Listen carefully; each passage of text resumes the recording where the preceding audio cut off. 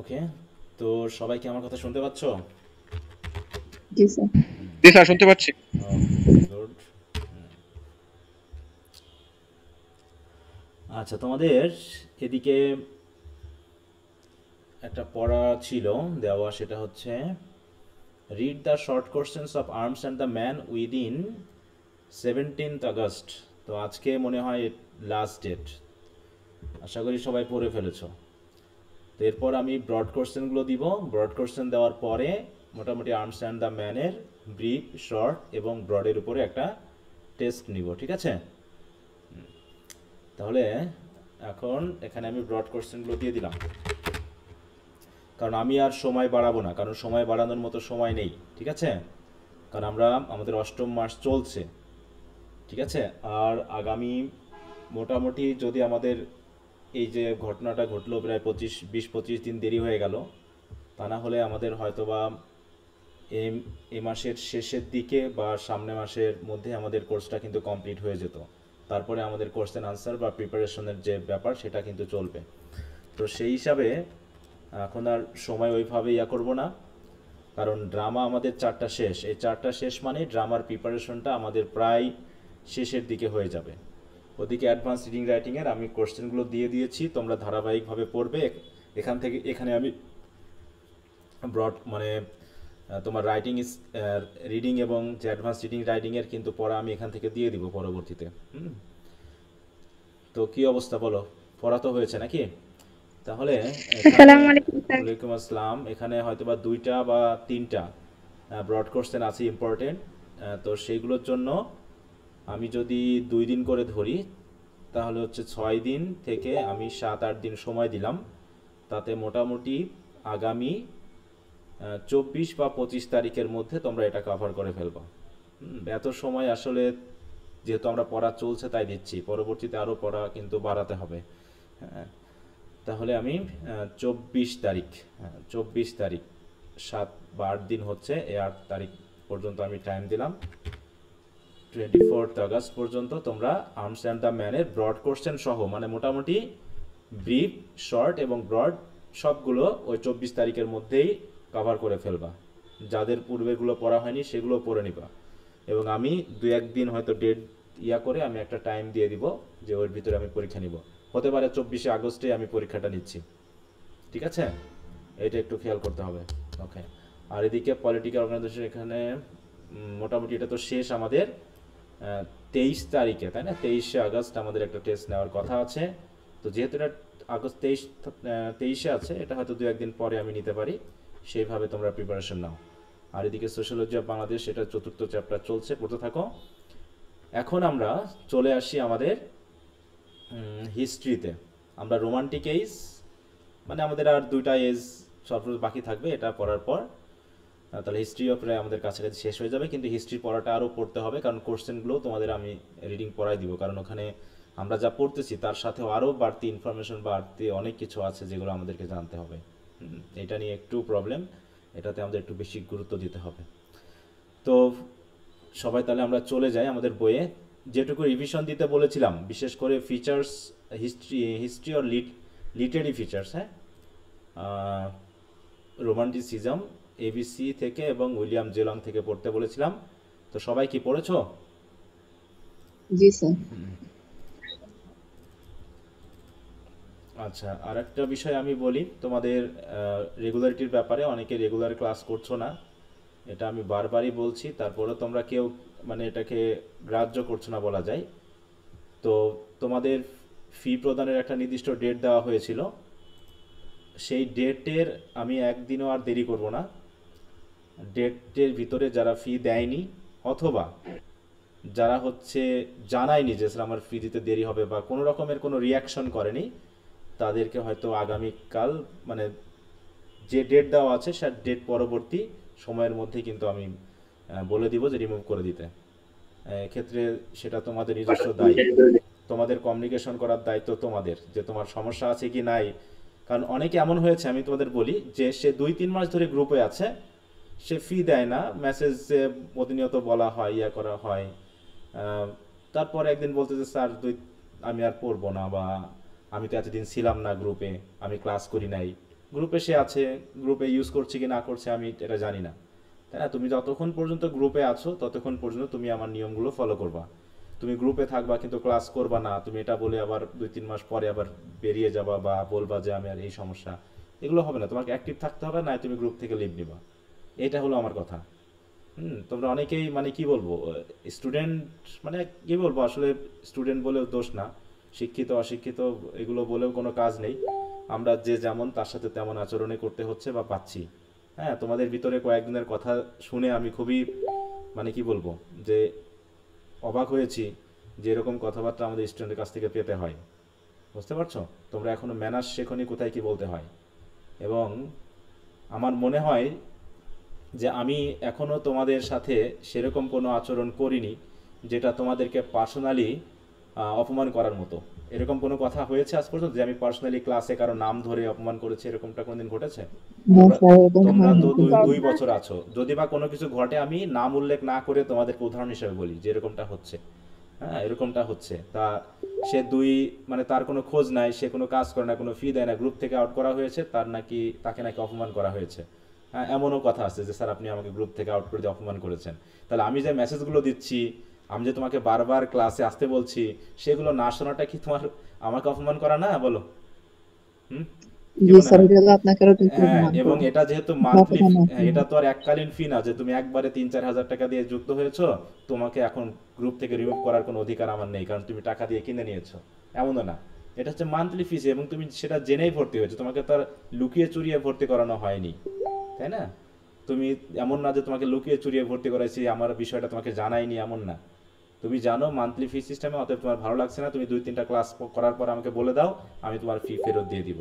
কিন্তু তুমি 1 মাস পরে গিয়ে বলবা এই কথাটা, তাহলে তো আর সেটা কেমন হলো বলো? হুম।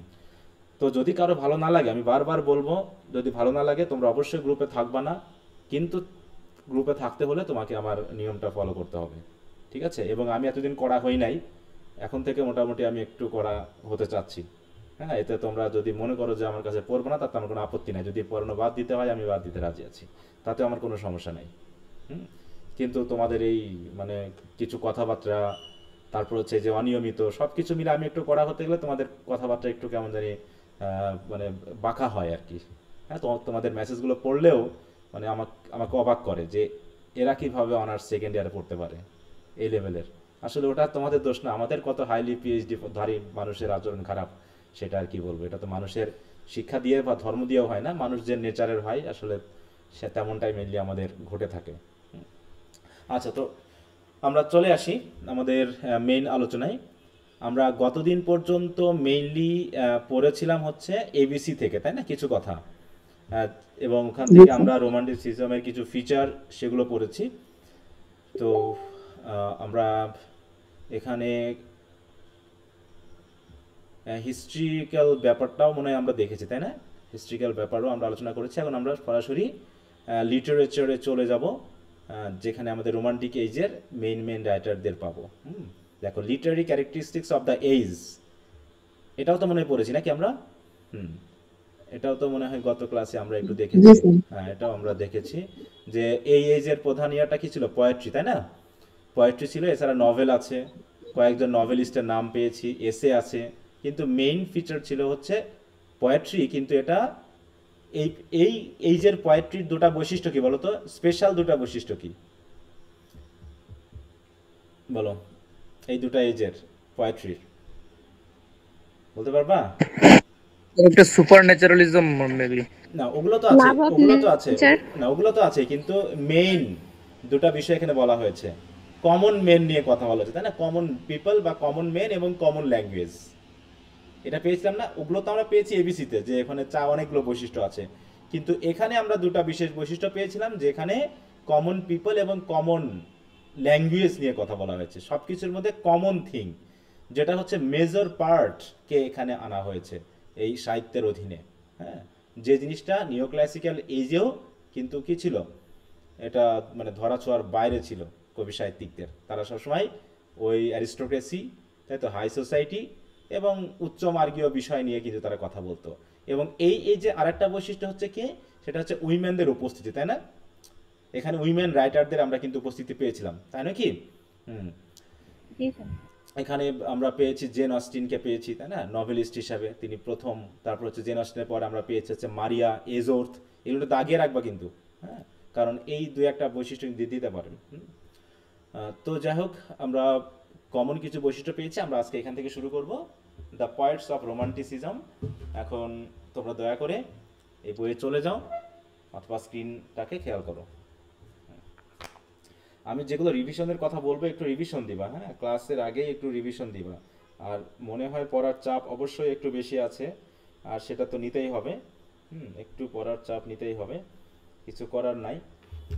অনেক পড়া, থার্ড ইয়ারে আরও পড়া, হ্যাঁ, মানে চাপের উপরে চাপ। আমাদের মানে কি বলবো, আমাদের সিলেবাস এত বড় যে আমরা পড়ে এনজয় করার টাইম পাই না।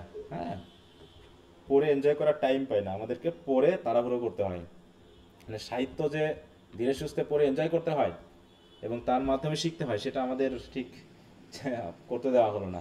হ্যাঁ, প্রচুর পড়া, প্রচুর। ওকে, প্রথম যার কথা আসছে রোমান্টিক এজের, তার নাম হলো কি উইলিয়াম ওয়ার্ডসওয়ার্থ, নাকি? দেখো তো, তার নামের ভিতরে আমরা শেক্সপিয়ারের নাম পেয়েছিলাম। শেক্সপিয়ারের নামের ভিতরে দুটা ভার্ব আছে, বলতে পারবা কি জিনিস? শেক্সপিয়ার, স্যার শেক্স আর পিওর এই দুটো ওয়ার্ড নাকি? Shake and pure. তাই তো, হ্যাঁ, শেক্স এন্ড, দেখো পিয়ারের এইটা যদি আমি একটু বাদ দিই তাহলে হচ্ছে কি, পিয়ার মানে কি জানো তো? শেক মানে ঝাঁকানো, তাই তো। আর পিয়ার মানে কি, ছেলা। ওই যে কলা ছেলা, বা হচ্ছে আমের যে উপরের, তাই তো, ছাল ওঠানো হয়, এটা গেলো ছেলা। তার মানে সে হচ্ছে একটু চাচা ছেলা মানুষ, তাই তো। ঝাঁকি, শেক্স মানে কি ঝাঁকানো, শেক। ঠিক আছে, তো এরকম ভাবে যদিও একটু বানানো ইয়ে আছে, তারপর আমার প্রোনাউন্সিয়েশন ভাবি যে শেক্সপিয়ার। তবে পিয়ারের অনেকে আমরা করি কি, এটা দেই না, একটু খেয়াল করবো। উইলিয়াম শেক্সপিয়ার, আর একটা হচ্ছে উইলিয়াম ওয়ার্ডস ওর্থ। এই বানানটা অনেক সময় ভুল করে থাকি। ওয়ার্ডস ওর্থ মানে কি, যার কথার মূল্য আছে বা দাম আছে। ওর্থ মানে কি, মূল্য না? হ্যাঁ, ওর্থ মানে কিন্তু মূল্য বা দাম বা ভ্যালু। আর ওয়ার্ডস মানে কি? কথা বা শব্দ। কথা, তাই তো। হ্যাঁ, কারো কথা বলছে যে কথার মূল্য দিতে পারে তাকে মানে যার কথার মূল্য আছে আর কি, তাকে আমরা বলে থাকি কি, ওয়ার্ডসওয়ার্থ। আচ্ছা, তো যাও, আমরা বলে থাকি ওয়ার্ডসওয়ার্থ, অনেকবার বলছি ওয়ার্ডসওয়ার্থ। হ্যাঁ, কিন্তু মেইনটাকে ধরলে ওয়ার্ডসওয়ার্থ হয়, ওয়ার্থ। তাহলে সেই উইলিয়াম ওয়ার্ডসওয়ার্থকে আমরা পাচ্ছি তার বিশেষ একটা প্রকাশনার জন্য। বলো সেই প্রকাশনাটা কি? Lyrical balance sir. লিরিক্যাল ব্যালাডস, তাই তো। Lyrical ballad. লিরিক্যাল ব্যালাডস হচ্ছে তার সেই প্রকাশনা, যে প্রকাশনার মাধ্যমে আমরা রোমান্টিক পিরিয়ডের শুরু দেখতে পেলাম। এবং সে কি একা এই কাজটা করেছিল? বলো। এসটি কলেজের সাথে। হ্যাঁ, স্যামুয়েল আরেকজন রাইটার আছে, ছিল স্যামুয়েল ওনার টেলর সাথে। কোলরিজ বা এসটি কোলরিজের সাথে সংঘবদ্ধভাবে দুইজন মিলে তারা কি করেছিল? তারা প্রকাশ করেছিল লিরিক্যাল ব্যালাডস নামে একটি পোয়েটিক, মানে গবেষণামূলক একটা বই। যেখানে তিনি দেখিয়েছেন, আমরা থার্ড ইয়ারে মেনলি পাবো ক্রিটিসিজম বই এটা, যে তিনি মূল্য দিয়েছেন কেন তিনি কবিতার বা পোয়েট্রির বেজ হিসেবে বা থিম হিসেবে বা সোর্স হিসাবে কেন কমন পিপল বা নেচারকে গ্রহণ করেছেন, সেটাকে তিনি মেনলি ওখানে মানে কি জাজ করেছেন, হ্যাঁ, সাপোর্ট করেছেন এইটা। আচ্ছা, তো আমরা শুরু করি, একটু মিউট রাখবো আমরা। দেখো, ইট was in 1798 that the new romantic movement in our literature assumed definite form. Wordsworth and Coleridge retired to the Quantock Hills, Somerset, মানে Quantock Hills, Somerset হচ্ছে সেই জায়গার নাম, and they are formed the deliberate purpose to make literature adapted to interest mankind permanently. তাহলে তারা চেষ্টা করলো কি, পার্মানেন্টলি পুরো ম্যানকাইন্ডকে যাতে কি করা যায়, এর ভিতরে আনা যায়। Which they declared classical poetry can never do. এবং তারা যে উদ্দেশ্যটা সাধন করতে চাচ্ছে সেটা কখনোই ক্লাসিক্যাল পোয়েট্রির মাধ্যমে কি সম্ভব, কি সম্ভব না। ম্যানকাইন্ডকে পুরো, হ্যাঁ, বলছে কি ক্যান নেভার ডু, এটা ইম্পসিবল। তাহলে তাদের পারপাসটা কি, তারা চাইলো যে the deliberate purpose to make literature adapted to interest mankind permanently. তাহলে তারা চাচ্ছে যে সাহিত্য রচনা করতে এবং সাহিত্য রচনার মেইন অ্যাডাপ্টেশন হবে মেনলি কমন পিপল বা হিউম্যান কাইন্ড, এবং যে জিনিসটা কখনোই ক্লাসিক্যাল পোয়েট্রি দ্বারা সম্ভব নয়। তারা কোথায় বসে আলোচনা করছে? সমারসেটে বসে, উইলিয়াম ওয়ার্ডসওয়ার্থ এবং এস.টি. কোলরিজ, তাই না? দুইজন মিলে একটা চুক্তি করতেছে যে কি করা যায়। Helping the two poets was Wordsworth sister. আমরা পেয়েছিলাম কি ডরথির নামটা? ডরথি কি মনে আছে? কোন কবিতায় পেয়েছিলাম ডরথিকে? হ্যাঁ, টিনটন অ্যাবিতে আমরা পেয়েছিলাম, তাই তো? সেখানে কবির সঙ্গ দিচ্ছিল তার বোন ডরথি। তো মেইনলি তাদের ভিতরে একটা ভালো রিলেশনশিপ ছিল, ঠিক আছে? তা দুইজন মিলে একসাথে ভ্রমণে যেত, প্রকৃতির সাথে এনজয় করতো, ইত্যাদি ব্যাপার কিন্তু তখন ছিল। With a women love for flowers and all beautiful things. অতএব helping the two poets was Wordsworth sister with a women's love for flowers, যাতে তারা দেখেছে যে উইমেনরা কিভাবে ফুলকে ভালোবাসে অথবা যে কোনো বিউটিফুল জিনিসকে ভালোবাসে। And a women's divine sympathy for human life even in its lowliest forms. এমনকি হিউম্যানিটির একদম লো পর্যায় পর্যন্ত কিভাবে একজন উইমেনের ডিভাইন সিম্প্যাথি অবলোকন করা যায় সেগুলো ওয়ার্ডসওয়ার্থ এবং এস.টি. কোলরিজ কিন্তু বুঝেছেন। তার মাধ্যম দিয়ে তারা কিন্তু উইমেনহুড সম্পর্কে তাদের একটা ধারণা এসেছে। দো আ সাইলেন্ট পার্টনার, সে অতটা মানে কবিতা বা এগুলো সে খুব একটা লেখেনি, কিন্তু she furnished perhaps the largest share of the inspiration which resulted in the famous lyrical verse of 1798. তাহলে সে অন্তত ইন্সপিরেশন হিসেবে কাজ করেছে, তাই না, এটা রচনার ক্ষেত্রে। In their partnership, Coleridge was to take up the supernatural or at least romantic. তাহলে আমরা কিন্তু রোমান্টিক পোয়েট্রিতে পড়েছি, তাই না? দেখো এস.টি. কোলরিজের যে কবিতা পড়েছি দুইটাই, তার প্রধান বৈশিষ্ট্য কি বলতো? সুপারন্যাচুরালিজম, তাই না? আমরা পড়েছি কুবলা খান পড়েছি, আর কি পড়েছি?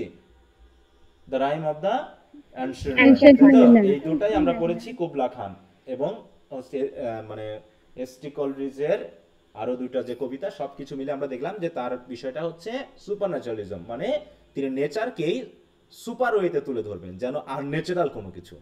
আর ওয়ার্ডসওয়ার্থের কাজ কি?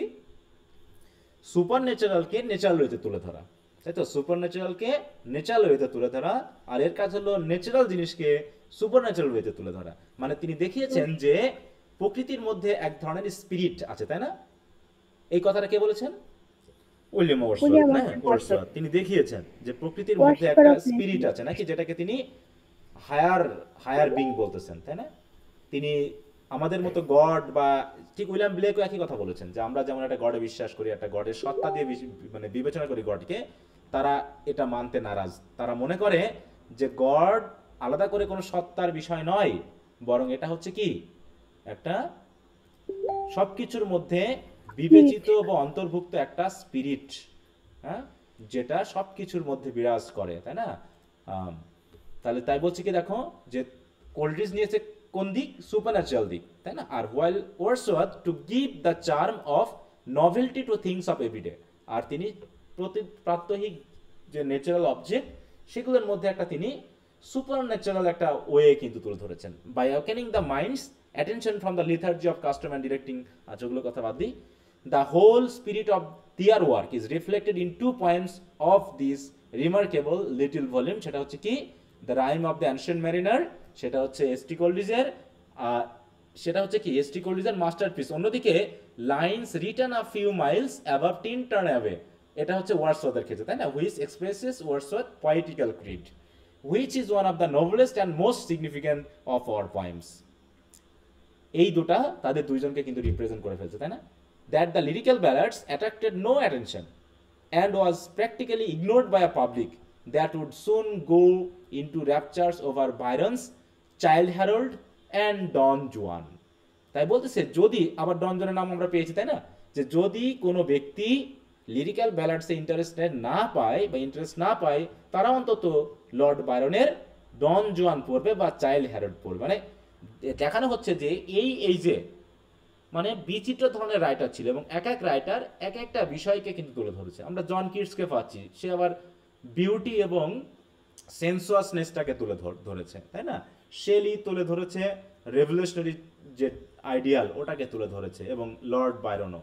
হ্যাঁ, আর আমরা ওদিকে উইলিয়াম ব্লেককে দেখেছি, তিনি সোসাইটিকে কিভাবে ভালো করা যায়, সোশ্যাল যে সকল খারাপ দিকগুলো আছে সেগুলো তিনি তুলে ধরেছেন। মানে every writers has a specific goal to represent through their writing. হ্যাঁ, বলছে many men will hurry a mile to see sky rockets who never notice Orion and the Pleiades from their own door steps.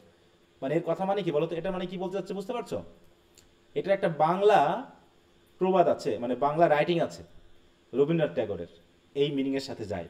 বলছে many men will hurry a mile to see sky rockets, যারা who never notice Orion and Pleiades from their own door step. মানে কি বলতে পারবে কেউ এটা কি নির্দেশ করে? দেখি তোমাদের ভিতরে সেই ইয়াটা তৈরি হয়েছে কিনা, মিনিংটা বলো কেউ একজন, শুনি। সেই যে কাছের জিনিসকে ইম্পর্টেন্স না দিয়ে দূরে কোনো কিছুকে লক্ষ্য হ্যাঁ করে হ্যাঁ ছোট হ্যাঁ হ্যাঁ, তাহলে বাংলা এরকম একটা ইয়ে আছে না, বলো তো? দরজার ঘাস ঘুরতে চায় না। হুম,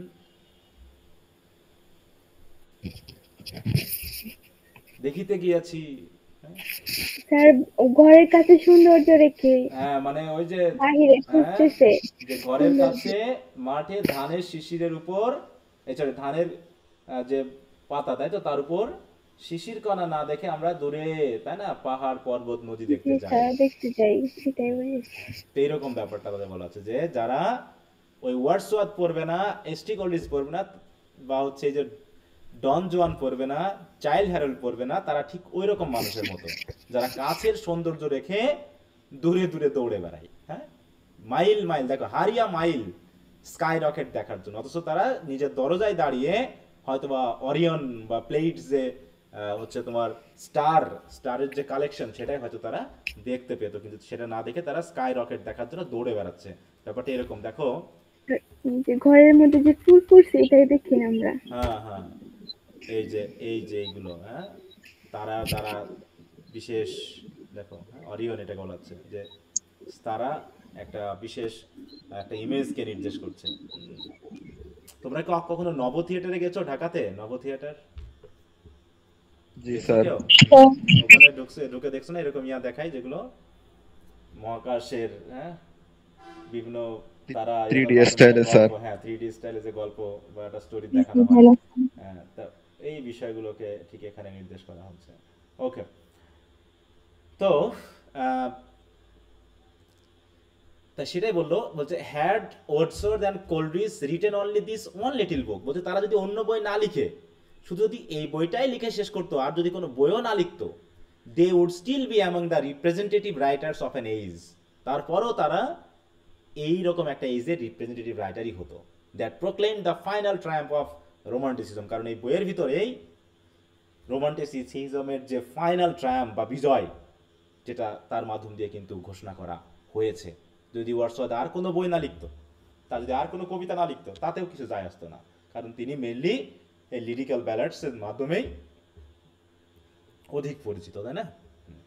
তাহলে ওয়ার্ডসওয়ার্থের লাইফটা আমরা একটু দেখি, কারণ তার লাইফের সাথে আমাদের ওই যে কবিতা পড়েছি, কবিতাটা অনেক লিঙ্ক আছে। Life of Wordsworth, to understand the life of him who in Tennyson words uttered nothing base, বলতেছে যাদের মুখ থেকে কখনো বেজ কথা বার হয় না। বেজ মানে বুঝো তো এখানে, যে কখনো কোনো বেজ ওয়ার্ড ব্যবহার করেনি, মানে কি বলো? বেজ মানে না না না না, এই বেজ মানে ভিত্তি বা মূল নয়। এই বেজ মানে হচ্ছে, বলো, বেজের কিন্তু অনেক মিনিং আছে। ইউ আর ভেরি বেজ, তুমি খুবই, স্যার হচ্ছে কি, বলো বলো, হ্যাঁ, নিচু মানসিকতার, নিচু মানসিকতার, বুঝতে পারছো? নিম্ন মানসিকতার, এইটাকে বোঝাতে বেজ শব্দটা ব্যবহার করা হয়ে থাকে। ওকে, তো এটা ঠিক সেই ব্যাপার। তাহলে বেজ বলছে যে ব্যক্তি কখনো কোনো বেজ শব্দ বা কথা ব্যবহার করেনি তার জন্য কি মানে তার কথা বলা, তাকে বিচার বিবেচনা করা, এটা খুবই একটা মানে কি ওয়েল একটা ব্যাপার, তাই না? যাকে আমরা ভালো বলে জানি। তারপর to understand the life of him who in words of the word, মানে টেনিসন ওয়ার্ড, যেটা টেনিসন বলেছে, uttered nothing base, it is well to read first the prelude. এই প্রেলুডটা পড়া উচিত। তাহলে যদি কেউ জানতে চায় যে এরকম মানুষকে যে কখনো খারাপ কথা বলেনি, বাজে কথা বলেনি, তাহলে তার ফার্স্টেই পড়া উচিত এই যে প্রেলুড নামে যে লিরিক্যাল ব্যালাডসের যে অংশটা আছে সেটা। হু রেকর্ডস দ্য ইমপ্রেশনস মেড আপন Wordsworth mind from his earliest recollection until his full manhood in 1805। হ্যাঁ, যেখানে আমরা পড়তে পারবো, তাই না, যেখানে রেকর্ড করা আছে যে Wordsworth mind from his earliest recollection until his full manhood. তাহলে ওই যে আমরা কবিতাটা পড়েছি না টিনটন অ্যাবিতে, তিনি এখানে কি করেছেন, সেই ছোটবেলা থেকে শুরু করে বয়হুড থেকে ম্যানহুড পর্যন্ত সব কিছুকে তিনি লিখেছেন, তাই না? সেই কথাগুলো তিনি ওখানে বলেছেন। When the poem was completed, যেটা হচ্ছে আমাদের Tintern Abbey. Outwardly his long and uneventful life divides itself naturally into 4 periods. তাহলে তার লাইফটাকে আমরা 4টা পিরিয়ডে ভাগ করছি। এই 4টা পিরিয়ডকে আমরা পেয়েছিলাম না টিনটন অ্যাবিতে? Four stages. হ্যাঁ, এইখানে সেটা বলা হচ্ছে। কি বলছে? হিজ চাইল্ডহুড অ্যান্ড ইউথ, এটা একটা বিষয়। 1770 to 1787, সেটা হচ্ছে Cumberland hills. A period of uncertainty of storm and stress including his university life at Cambridge, his travel abroads and his revolutionary experience from 1787 to 1797।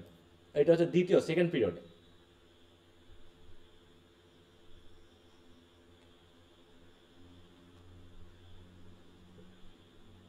Sorry,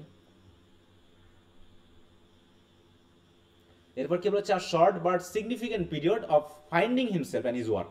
তারপর সে নিজেকে চিনতে শিখেছে, তাই না, তার উদ্দেশ্য বুঝতে শিখেছে। কত সালে? From 1797 to 1799। তাহলে তার ইউথ এবং চাইল্ডহুড হচ্ছে কত সাল থেকে? 1770 থেকে 1787। জন্মসাল কত ওয়ার্ডসওয়ার্থের বলতে পারবা? বলো।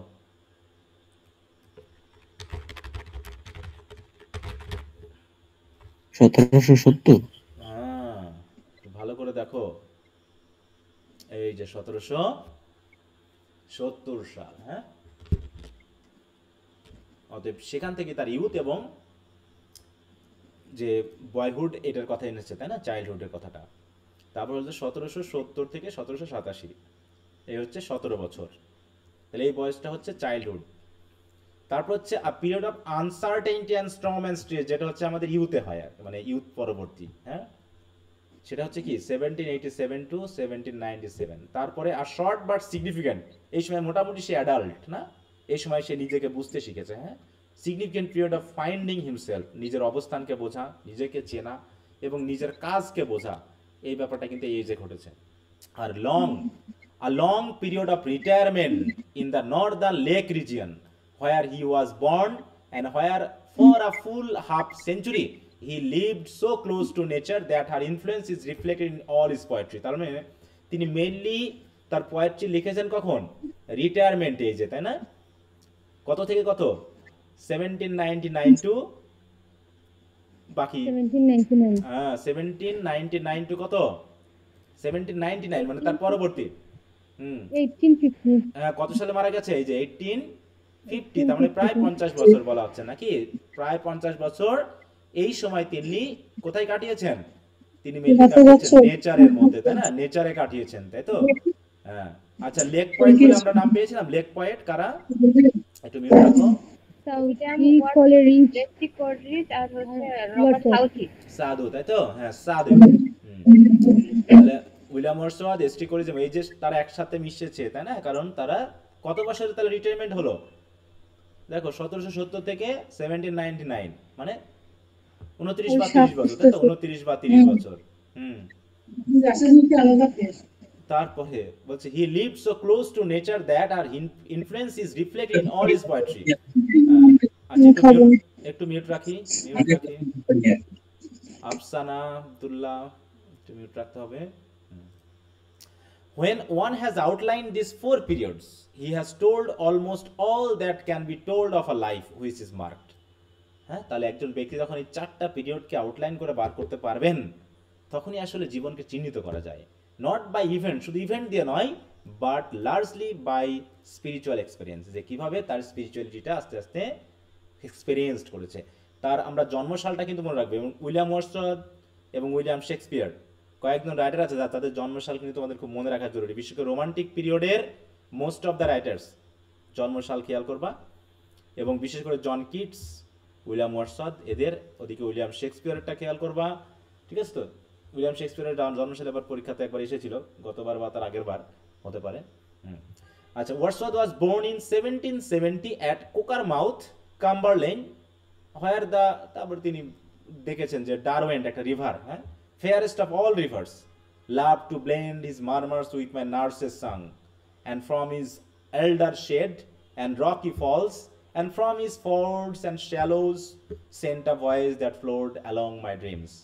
মানে এখানে দেখানো হচ্ছে যে, দেখো এখানে প্রকৃতি বর্ণনা, কিভাবে এই নদী তার মারমারিং সং এর মাধ্যমে, হ্যাঁ, কিভাবে ব্লেন্ড হচ্ছে, হ্যাঁ, to blend his murmurs with my nurse's song. এদিকে নার্সেস সং আর নদীর মারমারিং সাউন্ড কিভাবে মিশে যাচ্ছে। নার্সের সং কেন বলা হলো? কারণ সে ইউরোপিয়ান কান্ট্রিতে কি করা হতো, যে বিজি প্যারেন্টসদের ক্ষেত্রে তাদের সন্তানদের দেখার জন্য কি থাকে, এক ধরনের নার্স থাকে, তাই না? সেই নার্সের কথা কিন্তু এখানে বলা হয়েছে। ওকে, আচ্ছা, তার মানে এটা দিয়ে বলতে যাচ্ছেন যে কিভাবে প্রকৃতি তাকে মোহিত করেছে সে ছোটবেলা থেকে, একদম চাইল্ডহুড থেকে, হ্যাঁ, চাইল্ডহুড থেকে। এগুলো আমাদের আর দরকার নাই, মোটামুটি আমরা বেসিক কিছু বিষয় জানলাম। এখন তোমাদের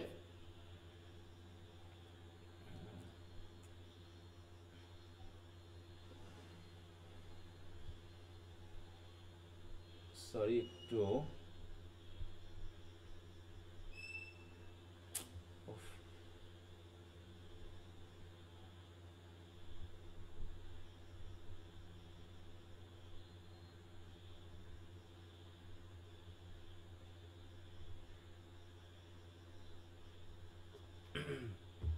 আচ্ছা,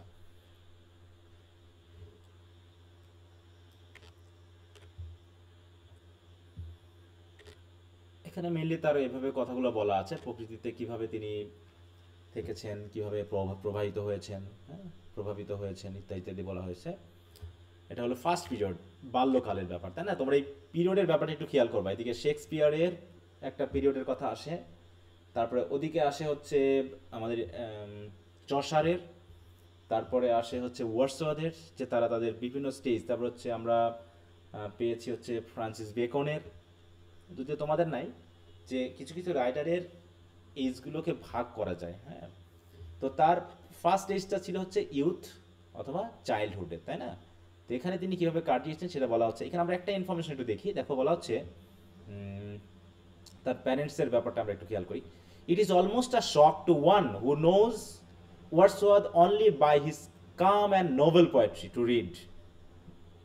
এটা হয়তো আমরা জানি, কিন্তু যদি এই কথা শুনি that he was of a moody and violent temper, তাই না? তার কবিতাগুলো পড়ে আমরা যা জেনেছি, তাকে কি খুব ভায়োলেন্ট মানুষ মনে হয়েছে বলো তো? খুবই ভায়োলেন্ট মনে হয়েছে কি? খুবই শান্ত স্বভাবের মনে হয়েছে। তাই বলছে এদের জন্য একটা শক হয়ে যাবে যদি বলা হয় যে সে কেমন মানুষ ছিল, একটু ভায়োলেন্ট প্রকৃতির ছিল, তাই না? তাহলে অনেকের কাছে এটা খুবই আশ্চর্যজনক মনে হবে এবং খুবই দুর্বোধ্য মনে হবে যে বোঝা। And that his mother despaired of him alone among her 5 children. তার 5 সন্তানের মধ্যে তার মা তাকে নিয়েই বেশি ব্যস্ত ছিল, মানে হতাশ ছিল। She died when he was but 8 years old, but not still she had exerted an influence which lasted all his life. তাহলে 8 বছর বয়সে তার যখন 8 বছর বয়স, তখন তার মা মারা যায়, কিন্তু তার এই মৃত্যু তার জীবনে কোনো ধরনের কোনো প্রভাব ফেলেনি। So that he could remember her as the heart of all our learnings and our loves. So that he could remember, মানে তার মাকে তার কবিতাতে খুব একটা দেখা যায় না, হ্যাঁ। The father died some 6 years later, and the orphan was taken in charge by relatives who sent him to school at Hawkshead in the beautiful lake region. Here apparently he the unrooted school of nature attracted him more than the discipline of the classics. হ্যাঁ, তিনি class 6 এর discipline বা school কলেজের থেকে আনরুপড school of nature, তিনি নেচারের, এই school বলতে কি আসলে স্কুল বোঝানো হচ্ছে, আনরুপড স্কুল নাকি প্রকৃতিকে বোঝানো হচ্ছে? মানে প্রকৃতিকে, হ্যাঁ প্রকৃতিকেই তিনি তার কাছে কি জ্ঞানের সোর্স হিসাবে মনে হয়েছে। and he learned more eagerly from the flowers and hills and stars than from his books। এই কথাগুলো কিন্তু বলতে হবে কোশ্চেন অ্যানসারে, হ্যাঁ। but one must read Wordsworth's own record in the prelude to appreciate this। তাহলে এগুলোর প্রতি তার কতটুকু অ্যাপ্রিসিয়েশন ছিল সেটা জানার জন্য তার প্রেলিউডটা অন্তত পড়তে হবে রিডারদেরকে। 3 things in this poem must impress even the casual reader। তাহলে 3 thing কি? First, Wordsworth loves to be alone and is never lonely with nature। দেখো সে অ্যালন, সে একাকী থাকতে পছন্দ করতো, কিন্তু প্রকৃতির সাথে সে কখনো লনলি ফিল করেনি, বরং মানুষ থাকলেই সমস্যা, হ্যাঁ, এটা একটা বিষয়। Second, like every other child who spends much time alone in the woods and fields, he feels the presence of some living spirit, হ্যাঁ, real though unseen, companionable though silent. আর একটা বিষয় হলো কি, যে অনেকটা অন্যান্য শিশুদের মতোই প্রকৃতির মধ্যে একাকী থাকলে সে এক ধরনের স্পিরিটের যেন উপস্থিতি ফিল করে, হ্যাঁ, এবং যদিও সেই স্পিরিটকে হয়তো দেখা যায় না, ছোঁয়া যায় না, তার কথা শোনা যায় না, তারপরে তার কাছে রিয়েল এবং কম্প্যানিয়নেবল মনে হয়েছে, মানে তাদের সাথে থাকতে সে পছন্দ করত। থার্ড বিষয়টা হচ্ছে, his impressions are exactly like our own and delightfully familiar. এবং তিনি কবিতাতে যে সেন্সগুলো দিয়েছেন সেগুলো কিন্তু আমাদের কাছে খুব একটা অপরিচিত নয়, বরং আমাদের মতোই, আমরা যা ফিল করি তিনিও সেগুলোকে ফিল করেছেন। So he represents the larger part of the common people, হ্যাঁ, not the small part of higher class of society. শুধু ওই মানুষকে নয়, বরং তিনি কমন পিপলকে রিপ্রেজেন্ট করছেন। When he tells of the long summer days spent in swimming, basking in the sun, questing over the hills, মানে এই সকল common থিংগুলো, or of the winter night when on his skates he chased the reflection of stars in the black ice, মানে বোঝানো হচ্ছে যে তিনি ছোটবেলাতে যে বিষয়গুলো মানে অন্যান্য মানুষও যে বিষয়গুলো ফিল করতো, সেও হয়তো সেগুলো ফিল করতো বা সেই অ্যাক্টিভিটিগুলোকে সে করতো, তাই না? এমনকি বলছে দেখো যে he goes out into the woods at night and to tend his woodcock snares, হ্যাঁ, উডকক মানে কি, বনের কক ধরার জন্য একটা স্নেয়ার বা জাল পাততো, সেটা সে রাতের বেলা দেখার জন্য যেত। And he runs across another boy's snares, follows them, finds the woodcock caught, takes it and hurries away through the night. গল্পটা বুঝতে পারছো কি বললে জায়গায়? দেখি কে বুঝতে পারে, পরে দেখি। মানে কেমন বৈশিষ্ট্য ছিল? ফাঁদের থেকে চুরি করতো। হ্যাঁ, মানে ও ফাঁদ পেতেছে, অন্য বাচ্চারাও ফাঁদ পেতেছে, তা সে কি করতো, অন্যদের ফাঁদে যদি কোনো কিছু বসতো সেটা নিয়ে সে চলে আসতো, বুঝতে পারছো? বলছে he runs across another boy's snares, follows them, finds a woodcock caught, takes it and hurries away through the night. সে চলে আসতো, এইরকম ছিল সে আর কি, হ্যাঁ।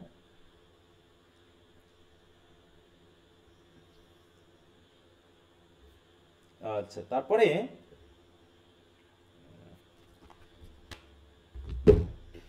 আচ্ছা, তো দরকার নাই, এগুলো বেশ আরো কিছু বলা আছে, সেগুলো আমি পড়ছি না। সেকেন্ড পিরিয়ডে আসে। আচ্ছা যাও, এইটুকু আমরা বলি, no man can read such records without finding his own boyhood again. মানে যখনই কেউ পড়বে তখন সেই রিডার তার নিজের বয়হুডটাকে খুঁজে পাবে এখানে।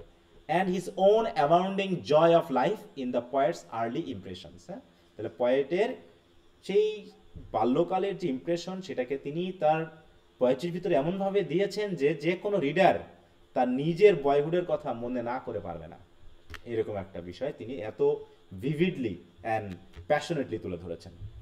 এটা গেল তার ফার্স্ট পিরিয়ড। ফার্স্ট পিরিয়ডের এইজটা মনে আছে সবার? কত? 70 থেকে 1770 থেকে 87, তাই না? এবার হচ্ছে the second period of Wordsworth life begins with his university course at Cambridge in 1787। একদম boring period. In the third book of the prelude we find a dispassionate account of student life, মানে খুবই ডিসপ্যাশনেট, মানে কি তার প্রতি student লাইফের প্রতি তার কোনো আগ্রহ ছিল না, পড়াশোনার প্রতি কোনো আগ্রহ নাই। With its trivial occupations, its pleasures and general aimlessness. এবং তিনি মেইনলি পছন্দ করতেন কোনগুলো? ট্রিভিয়াল অকুপেশনস, মানে তুচ্ছ কাজ, সিরিয়াস ছিলেন না পড়াশোনার প্রতি, এবং এইমলেস বিষয়ের মধ্যে তিনি প্লেজার খুঁজে পাওয়ার চেষ্টা করতেন। Wordsworth proved to be a very ordinary scholar, following his own genius rather than the curriculum. সবসময় নিজের জিনিয়াস খোঁজা নিয়ে ব্যস্ত, নিজের ভালো লাগাতে সে ব্যস্ত, কারিকুলামে কি আছে তা দেখার উচিত মানে দরকারই নেই। Looking forward more eagerly to his vacation among the hills than to his examinations. হ্যাঁ, পরীক্ষা বাদ দিয়ে সে ওই পাহাড়ে পর্বতে ঘুরে বেড়াতেই বেশি পছন্দ করতো। Perhaps the most interesting thing in his life at Cambridge was his fellowship with the young political enthusiasts, whose spirit is expressed in his remarkable poem on the French Revolution, a poem which is better than a volume of history to show the hopes and ambitions that stirred all Europe in the first days of that mighty upheaval. মানে ছোট্ট একটা poem, কিন্তু বলছে পুরো ইউরোপে French রেভলিউশনের যা কিছু inspiration হয়ে যতটুকু অ্যাম্বিশাস বা হোপসকে উল্লেখ করা হয়েছে অন্য বইগুলোতে বা হিস্ট্রি বুকে, তার থেকে বেটার এক্সপ্রেস করা হয়েছে তার এই ফ্রেঞ্চ রেভলিউশন কবিতাতে। এখানে তিনি দেখিয়েছেন যে how passionate common people were to get freedom. Wordsworth made 2 trips to France in 1797 and 1791, seeing things chiefly through the rosy spectacles of the young Oxford Republicans. তাহলে দেখো সে কিন্তু ভিজিট করেছে ফ্রান্সে, কিন্তু সেই ভিজিটগুলো করেছেন রোজি স্পেকটেকল দিয়ে। কিন্তু সেই সময় কি চলছিল বলতো, ওদিকে 1789 থেকে চলছিল ফ্রেঞ্চ রেভলিউশন চলছে, কিন্তু ফ্রেঞ্চ রেভলিউশনের বিষয়গুলোকে তিনি অনুধাবন করেননি, বরং একজন অক্সফোর্ডের স্টুডেন্ট হিসেবে সে রোজি এক্সপেক্টেড মানে সে হায়ার ক্লাস সোসাইটি যে আমাদের রঙিন চশমা দিয়ে দেখে না, ওইরকম রঙিন চশমা দিয়ে দেখেছে। On his second visit he joined the দেখো জেরন্ডিস্টস অর দ্য মডারেট রিপাবলিকানস, কিন্তু পরবর্তীতে তিনি যখন দ্বিতীয়বার ভিজিট করেন তখন তিনি মডারেট যারা রিপাবলিকানস তাদের সাথে যুক্ত হন। Only the decisions of his relatives, যে ডিসিশন তিনি তার রিলেটিভদের কাছ থেকে নিয়েছিলেন, who cut off his allowance and hurried him back to England, হ্যাঁ, prevented his going headlong to the guillotine with the leaders of his party. বলছে সে যদি ফ্রান্সে থাকতো তাহলে কি ঘটনা ঘটতো জানো, তাকে সরাসরি গিলোটিনে যাওয়া লাগতো। গিলোটিন কি বুঝো তো, গিলোটিন কি জেলে যাওয়া লাগতো? জানতে নাই স্যার, মনে নাই? গলা কাটা ওই যে হ্যাঁ, গলা কাটার ব্লেডটা আর কি গিলোটিন, তাই না? যেটা হচ্ছে এই যে এখানে একটা ব্লেড থাকে, তখন এই যে ফ্রেঞ্চ রেভলিউশনের সময় যত হাই সোসাইটির মানুষদের ছিল বা রাজা ছিল রানী ছিল তাদেরকে গিলোটিনে কিন্তু হত্যা করা হয়। তাই বলতেছে সে যদি কোনো রকম ইংল্যান্ডে ফিরে না আসতো তাহলে তাকে সরাসরি একদম গিলোটিনে যাওয়া লাগতো, কারণ ভাগ্য ভালো যে তার রিলেটিভরা তার টাকা পয়সা বন্ধ করে দিয়েছিল। হ্যাঁ, who cut off his allowance and hurried him back to England. Two things rapidly cooled Wordsworth's revolutionary enthusiasm. Two things, and ended the only dramatic interest of his placid life. One was the excesses of revolution itself. মানে রেভলিউশনকে তিনি access বলছেন কিন্তু, তাই না, যে রেভলিউশনটা হয়েছে ভালো কিন্তু এর পরবর্তী ইফেক্টটা আরও খারাপ হয়েছিল। And specially the execution of the Louis the 16, বিশেষ করে এই যে ষোড়শ লুইকে যে হত্যা করা হলো, তাই না, গিলোটিনে করে, এটাকে তিনি মানে পছন্দ করেননি। The other was the rise of Napoleon. আর এই ফ্রেঞ্চ রেভলিউশনের পরে নেপোলিয়নের যে উত্থান হলো এটাও তাকে ব্যাপকভাবে মানে প্রভাবিত করেছিল। And the slavish adulations accorded by France to this most vulgar and dangerous of tyrants. এবং নেপোলিয়নের মতো এরকম একজন ভালগার এবং ডেঞ্জারাস টিরেন্টকে যে জনগণ স্ল্যাভিশলি মেনে নিয়েছে, এটাকেও তিনি ঠিক ভালো মতো গ্রহণ করতে পারেননি। হ্যাঁ, তাই বলছে এই জিনিসগুলোকে কি হলো, তাকে কুল্ড করে ফেললো, যে না রেভলিউশন এর প্রতি তার একটা আগ্রহ ছিল, কিন্তু রেভলিউশনারি এনথুজিয়াজম যে মানুষের ক্ষতি ডেকে আনতে পারে, তাই না, তাহলে ওই যে ছোটবেলায় তার ভিতরে যে রেভলিউশনারি জিলটা ছিল, অভিজ্ঞতার আলোকে কিন্তু তার সেই জিল কি হয়ে যায়, কমে গিয়ে কুল হয়ে যায়, ঠান্ডা ঠান্ডা, হ্যাঁ, কুল বোধ করা শুরু করে, যে এগুলো আসলে করা ঠিক না। অন্যদিকে আমরা তাহলে কার ভিতরে পাই, his coolness soon grew to disgust and opposition as shown by his subsequent poems, and this brought upon him the censure of Shelley and Byron and other extremists, though it gained the friendship of Scott, who from the first had no sympathy with the revolution or with the young English enthusiasts. তাহলে তার ভিতরে এই মানে বিষয়গুলো দেখে Shelley এবং বায়রনের মতো যারা রেভলিউশনারি পয়েন্ট তারা কিন্তু তাকে সেন্সর করেছে। সেন্সর মানে কি,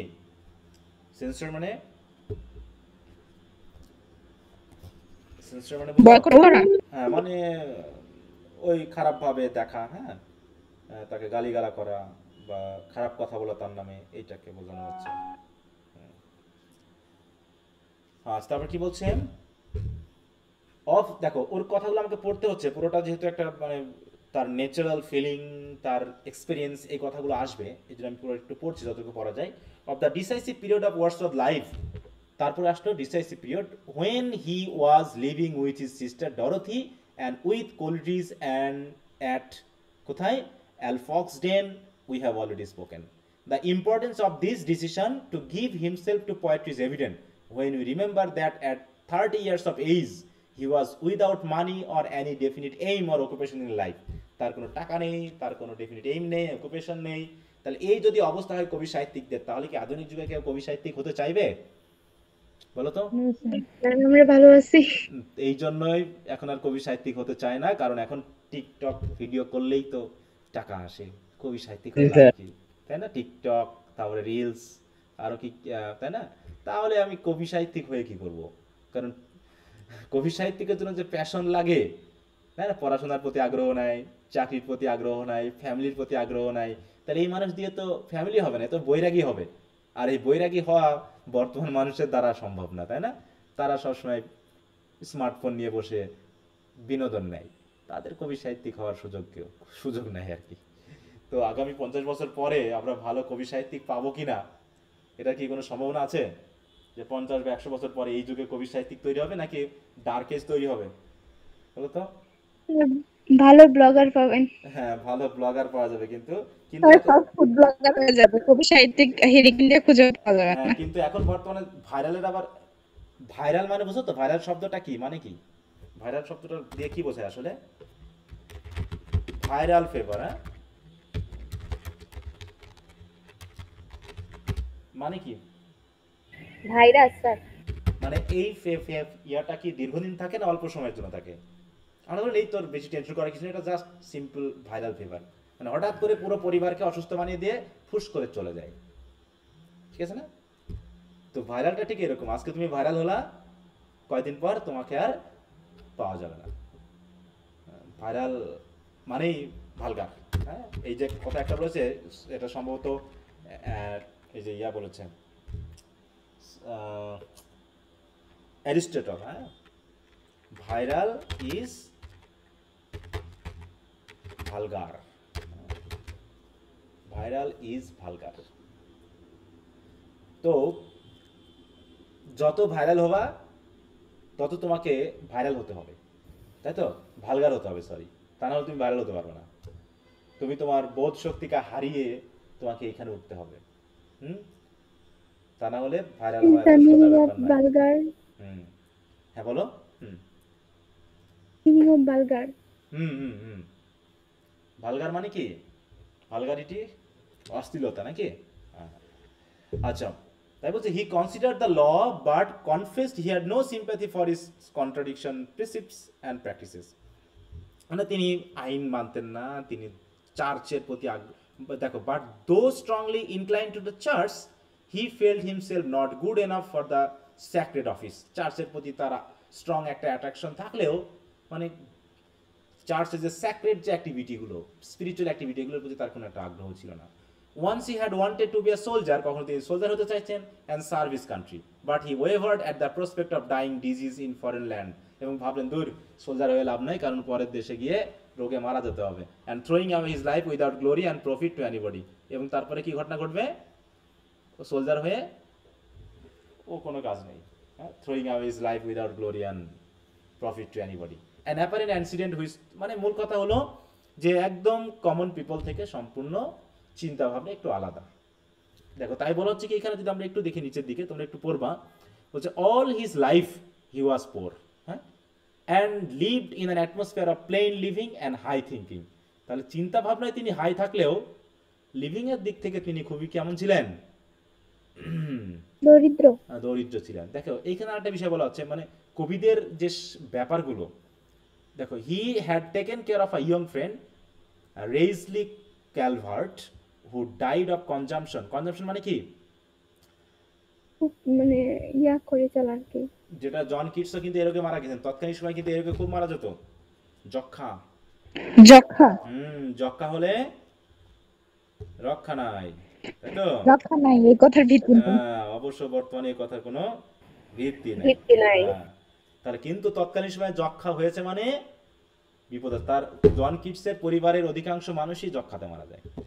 and left Wordsworth heir to a few hundred pounds, তার বন্ধুর মৃত্যু তার লাভ হয়েছিল আর কি, to the request that he should give his life to poetry, হ্যাঁ, যে অন্তত সে পোয়েটিক লাইফ লিড করবে, এই জন্য তার এই টাকাটা দরকার। ওকে, যাই হোক, তারপরেও his poetry brought him almost nothing in the way of money reward, মানে তার পোয়েট্রি টাকা পয়সা রিলেটেড কোনো কিছু তার জন্য নিয়ে আসেনি। It was by a series of happy accident that he was enable to continue his work, যে অন্তত তার হ্যাপিনেসটা এখানে তিনি পেয়েছিলেন যে এই কাজ করার মাধ্যমে। তাহলে মূল কথা হলো, আমরা যে পুরো পড়াশোনা করতেছি বর্তমান বাজারে এর কোনো মূল্য নাই, তাই না? আমরা যা পড়াশোনা করতেছি বর্তমান বাজারে এর কোনো আলাদা কোনো মূল্য নাই, কারণ এখনকার ছেলে মেয়ে কবি সাহিত্যিক হওয়ার জন্য জন্মায় না, বা সেই মেন্টালিটিও নেই।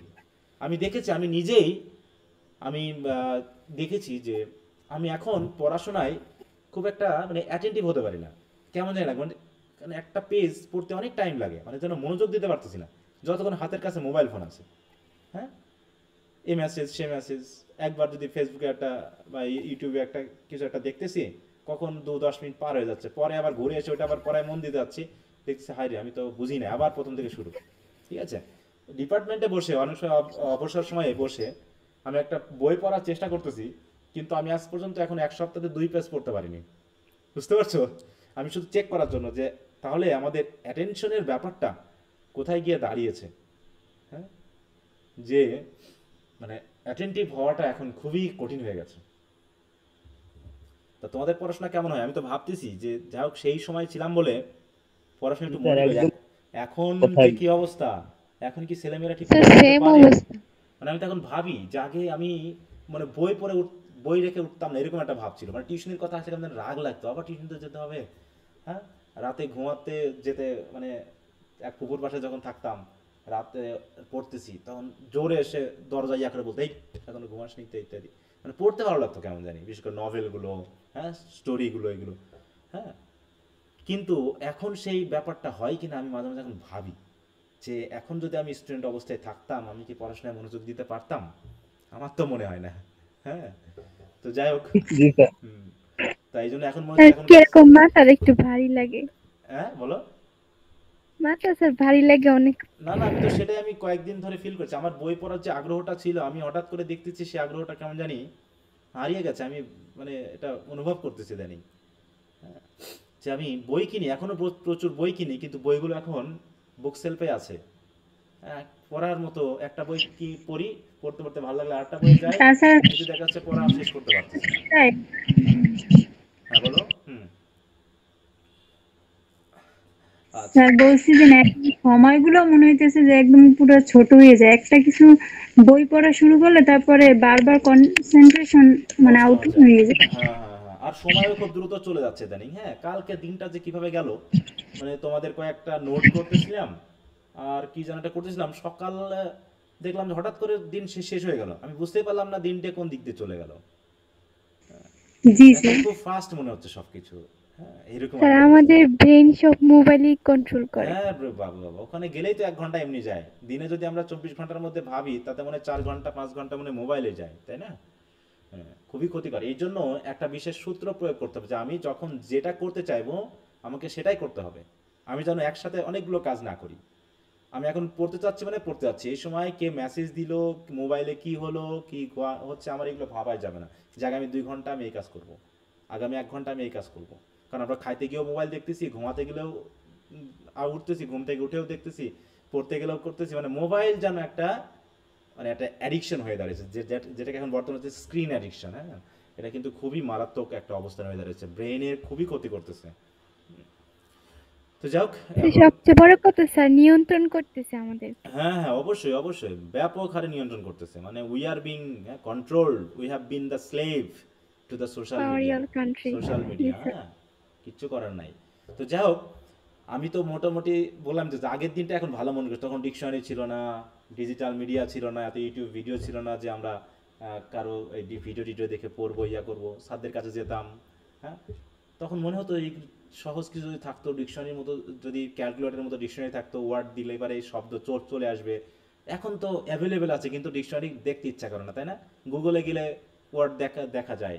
হ্যাঁ, কারণ আমি যখন ফোন কিনেছিলাম তখন ছিল 2007 সালে একটা নোকিয়া 16, তাই তো 100, যেটা ওইটা কিনেছিলাম। তারপরে স্মার্টফোন কিনলাম আমি কবে জানো? চাকরি পাওয়ার পরে, 2017-তে, 2016-তে জয়েন করেছি চাকরিতে। আর বর্তমানে আমাদের স্যামসাং J7 প্রাইমটা, ওটা নষ্ট হয়ে গেছে গত 2-3 মাস আগে। ওইটা কিনেছিলাম হচ্ছে আমার মেয়ের ছবি তোলার জন্য, বুঝতে পারছো যে মেয়ে হবে। হ্যাঁ, 17ই জানুয়ারি, ওই তো ওই জানুয়ারির প্রথম দিকে আমি একটা স্মার্টফোন কিনেছিলাম। তার আগে আমার বাটন একটা ফোন ছিল, বারবার ব্যাটারি নড়ে চার্জ নষ্ট হয়ে যেত, বুঝতে পারছো? তো এক স্যার ছিল, প্রথম জয়েন করেছি, ওই স্যার কি করলো, প্রথম বেতন পাইলাম, প্রথম না মানে জানুয়ারি বা ওই সময় যে বেতনটা পাইলাম, বলছে চল তোকে একটা ফোন কিনতে হবে, এই ফোন নিয়ে চলে, কল দিয়ে পাওয়া যায় না, কিছু না, কারণ কখন যে ব্যাটারি নড়ে যায় ফোনটা বন্ধ হয়ে যায়, কেউ কল দিলে খুঁজে পায় না।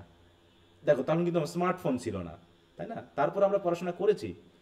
তো এখন ভাবি যে ওই সময় থাকলে হয়তো এই করতাম সেই করতাম, অনেক পড়াশোনা আরো ভালো হতো। কিন্তু আমার কাছে মনে হয়েছে না থেকে ভালোই হয়েছে। ঠিক আছে, তো হয়তো 3-4টা পেপার নিতাম আমি পড়ার জন্য, সেটা হয়তো আমি পড়তে পেরেছি, কিন্তু হয়তো আমি এখন ভাবছি মোবাইল ফোন থাকলে আমি আরো 10টা পেপার বেশি করে পড়তাম। আসলে পেপার পড়তে গিয়ে দেখা যাচ্ছে ফেসবুক দেখতাম নাকি অনলাইনে, ব্যাপারটা এরকম।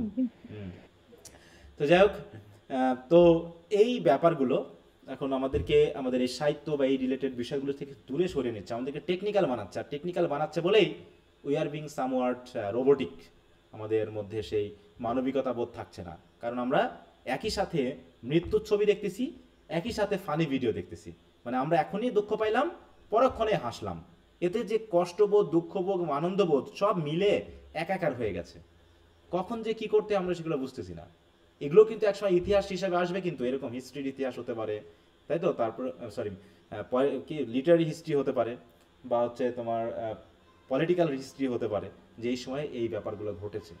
ভবিষ্যতে তো আরও অবস্থা খারাপ হবে। হ্যাঁ, ওকে, তো যাই হোক, এখানে আমরা দেখলাম তো এইভাবে কয়েকটা পিরিয়ড, সাস ইজ দ্য বিট, এর ভিতরে আরও কয়েকটা পিরিয়ড আছে, তোমরা একটু দেখে নিবা। ঠিক আছে, তো সবচেয়ে লাস্ট পিরিয়ডটা আমরা যদি একটু পাইতাম, ওখান থেকে কোথা থেকে শুরু হয়েছে, দ্য লাস্ট হাফ, এটা আমরা দেখি। আচ্ছা, কেটে গেলে আবার যুক্ত হবো।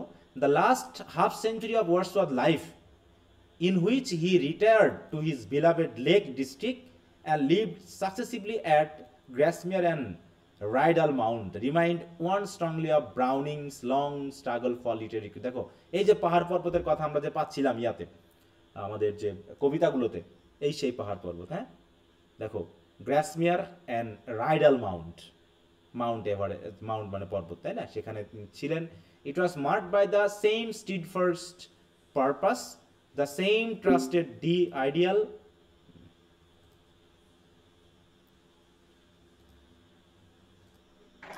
জি স্যার। আচ্ছা, তো ঠিক আছে, তাহলে আমরা যেখানে ছিলাম, দেখো আমরা কিন্তু ওয়ার্ডসওয়ার্থের লাইফটা আমরা পুরোটা পড়লাম, কারণ মেইন পয়েন্ট হিসাবে এখানে কিন্তু তার বিভিন্ন স্টেজের যে ব্যাপার আছে সেটা জানা উচিত। তো আমরা একটু এখানে পড়ে নিবা, আমি এইটুকু একটু বললাম, এছাড়া আর কিছু না, সেটা দরকারও নাই। আচ্ছা, তাহলে তিনি যে মেইন যে কবিতাগুলো লিখেছেন, কোন এই যে বলো তো, কোন এই যে তিনি লিখেছেন এগুলো? First, second, third, fourth, last period, fourth period. Fourth পিরিয়ডে। হ্যাঁ, কারণ তিনি যে তিনটা নাবি লিখেছেন, এটা কি তিনি ওই সেই ইয়ং এজে লিখেছেন, না ওল্ড এজে এসে ইউথের ব্যাপারগুলোকে ওল্ড এজে এসে উনি ইয়ং এজের ওই স্মৃতিগুলো আর মনে করছেন, করেছেন, তাই না? সেইভাবে তিনি লিখেছেন। আচ্ছা, তাহলে আমরা এইখানে একটু দেখি, বলছে সাস ওয়ার্ক দরকার নেই এগুলো। The wave of popular enthusiasm for Scott and Byron passed by, as their limitations were recognized, and Wordsworth was hailed by critics as the first living poet. দেখো, তাহলে স্কট বা বাইরন যারা লিখেছেন, বাইরন যা লিখেছেন, এগুলোতে প্রথম দিকের মানুষ গ্রহণ করলেও, এবং ওয়ার্ডসওয়ার্থের সাহিত্যকর্মগুলোকে প্রথম দিকে গ্রহণ না করলেও, ওদের যে ইনথুজিয়াজম সেটা কিন্তু শেষ হয়ে যায়। মানে স্কট এবং বাইরনের যে সাহিত্যকর্মের এগুলোর প্রতি মানুষের যে আগ্রহ, সেটা শেষ হয়ে গিয়ে শেষ পর্যন্ত ওয়ার্ডসওয়ার্থকে মানুষ বুঝতে শিখে। এবং Wordsworth was held by critics, এবং ক্রিটিক্সরা তাকে এই বলে সম্বোধন করছে, কি বলে? দ্য ফার্স্ট লিভিং পোয়েট, জীবিত অবস্থায় যার সুনাম ছড়িয়ে পড়ে, and one of the greatest that England had ever produced, যে যত কবি সাহিত্যিক এবার মানে এযাবৎ পর্যন্ত উৎপত্তি লাভ করছে তার ভিতরে তিনি হচ্ছেন কি greatest. On the death of Sade he was made poet laureate. একটু খেয়াল করো, তাহলে 1843 সালে তাকে পয়েট লরেট করা হয়। পয়েট লরেট মানে বুঝো তো? রাজকবি। হ্যাঁ, রাজকবি হিসাবে, এবং বলছে এগেইনস্ট হিজ ওন ইনক্লিনেশন, মানে তার আগ্রহ ছিল না, তারপরও তাকে জোর করে দেওয়া হয়। The late excessive praise left him quite as unmoved, অতিরিক্ত প্রশংসাও তাকে কিন্তু এক চুলও নড়াতে পারেনি। As the first excessive neglect, তিনি যেভাবে ছিলেন ওই রকমই। The steady decline in the quality of his work is due not as might be expected to self satisfaction at success, তার যে সাকসেসের প্রতি যে সেলফ স্যাটিসফ্যাকশন, এটার জন্য যে তার লেখালেখির কোয়ালিটি কমে গেছিল তা নয়, but rather to his intense conservatism, তিনি একটু কনজারভেটিভ হয়ে গেছিলেন, হ্যাঁ, to living too much alone and failing to test his work by the standard and judgment of other literary man, তিনি একটু মানুষের সাথে কম মিশতেন এবং তার যে লিটারি ওয়ার্কগুলো তিনি অন্যদের দ্বারা খুব একটা টেস্ট করাননি, এই জন্য সেগুলোর স্ট্যান্ডার্ডটা কিছুটা পড়ে যায় আর কি। হ্যাঁ, হি ডাইড ট্র্যাঙ্কুয়ালি ইন 1850, সে ছিল ট্র্যাঙ্কুয়াল ম্যান, আর ট্র্যাঙ্কুয়ালি মারা যায় at the age of 80 years and was buried in the church yard at Grasmere. তাহলে তার হচ্ছে এই চারটা, এই যে জীবন সীমার চারটা ডিভিশন, তাই না? তাহলে such is the brief outward record of the world's greatest interpreter of nature's message. তাকে বলা হচ্ছে কি ইন্টারপ্রিটার অফ নেচার্স মেসেজ, মানে নেচারের মেসেজগুলো যেন তিনি ইন্টারপ্রেট করতে পারতেন এবং মানুষের কাছে তিনি সেগুলো বলেছেন। And only one who acquainted with both nature and the poet can realise how inadequate is any biography, যে আমরা যে বায়োগ্রাফি লিখি এটা inadequate if we are not actually giving acknowledgement to our nature for our mental satisfaction, betterment ইত্যাদি ইত্যাদি। এটা যদি আমরা না দিই নেচারের প্রতি, তাহলে আসলে আমরা আমাদের বায়োগ্রাফিটা ইনকমপ্লিট। ওকে, তাহলে এটা আমরা দেখলাম। এখন আমরা পোয়েট্রি অফ ওয়ার্ডসওয়ার্থ একটু দেখবো। এখানে তেমন কিছু বলার নাই, অলরেডি আমরা কবিতাগুলো সম্পর্কে জেনে গেছি। আমরা লুসি পোয়েম পড়েছি না প্রথমেই, শেষের দিকে ছোট্ট একটা কবিতা, এই যা ভায়োলেট বাই মসি, তাই না? Stone half hidden from the eye, fair as a star when only one is shining in the sky, এই কথা কিন্তু এখানে বলা হয়েছে, তাই না? তাহলে there is often a sense of disappointment when one reads Wordsworth for the first time. প্রথম দিকে পড়লে একটা ডিসঅ্যাপয়েন্টমেন্ট মানে আসবে যে কি বলছে এগুলো, which leads us to speak first of two difficulties which may easily prevent a just appreciation of the poet's worth. The first difficulty কি? সিম্পলিসিটি, খুবই সিম্পল ল্যাঙ্গুয়েজ, এবং তিনি যে সোর্সগুলোকে ব্যবহার করেছেন সেগুলো খুবই সিম্পল, মনে হচ্ছে এর ভিতরে কিচ্ছু নাই, তাই না? এত কমন সোর্স নিয়ে লেখা কোনো মানেই হয় না, এরকম একটা বিষয় বলতে পারি কিন্তু, যেটা আমরা লুসি পোয়েমে পেয়েছি।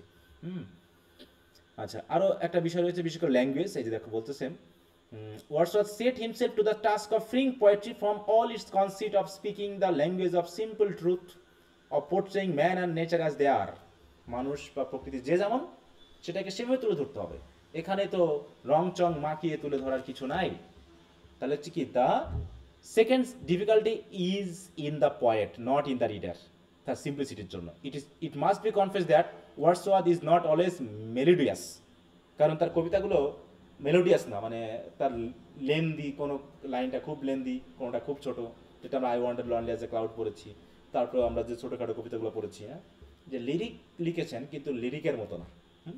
That he is seldom graceful and only occasionally inspired. আচ্ছা, এগুলো বাদ দিলাম, এসব দরকার নেই, তোমরা একটু ওগুলো দেখে নিও যেগুলো বলা হয়েছে।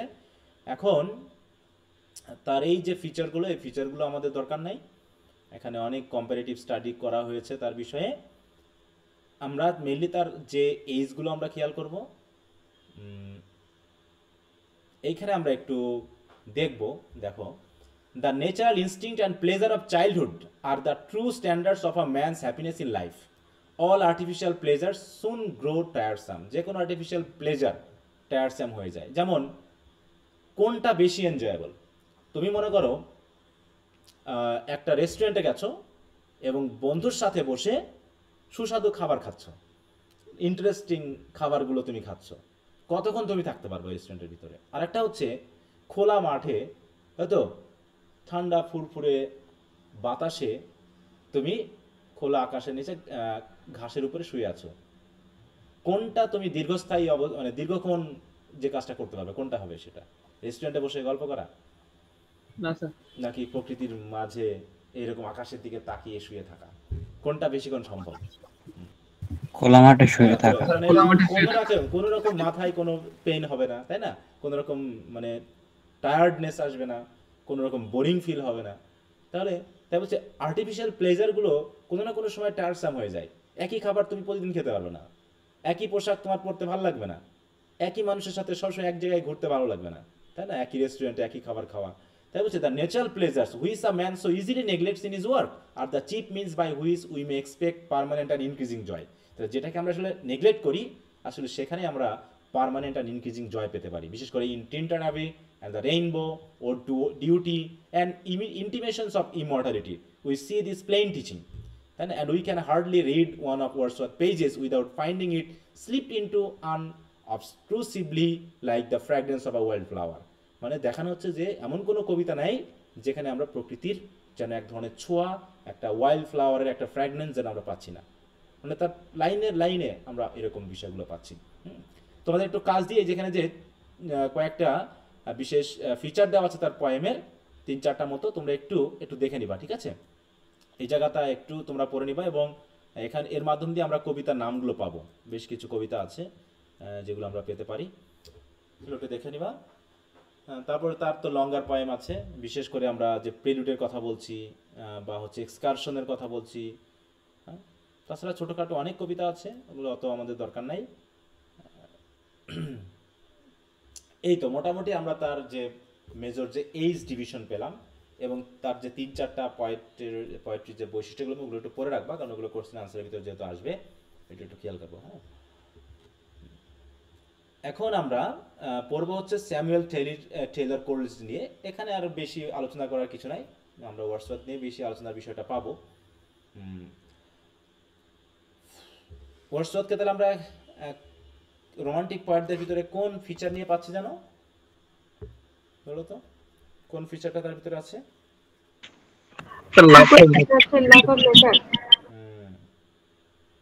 সুপার ন্যাচারালিজম, তাই তো? এসটি কোল্ডিসকে পাচ্ছি।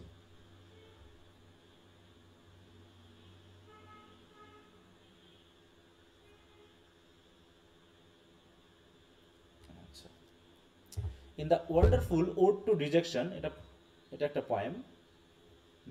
সেখানে আমরা ওইভাবে দেখি না, আমরা সরাসরি অত দরকার নেই, আমরা লাইফে চলে যাই। ছোট্ট একটু বিষয়, ওটুকু অতটা ইম্পর্টেন্ট না।